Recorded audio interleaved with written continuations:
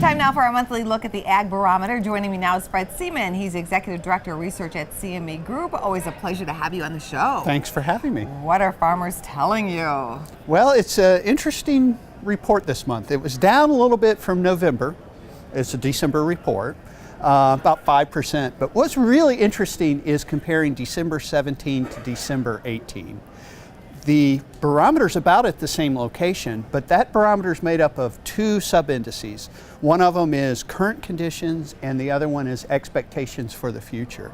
And what has changed in 1 year is farmers' current conditions have declined significantly, but their expectations for the future have increased significantly, so that the barometer has stayed rather constant. But what makes up that barometer is completely switched. That is interesting that farmers are optimistic about the future. And of course, this survey was taken before the government shutdown and before the Farm Bill, correct? That is correct. It was early December when the surveys were actually taken. Well, up to about the middle part of the month, but before the Farm Bill and definitely before the shutdown. Are farmers feeling the effects, though, of soybean sales? Because we know that China has bought about 37% less in soybeans than normal.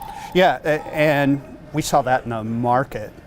Even though China had come back into the market somewhat, buying state grain, it's significantly lower than what their take was last year. The market rallied a little bit for it, but it's still a weak market, and soybean prices were very weak during the period when the survey was taking place. What about farming equipment?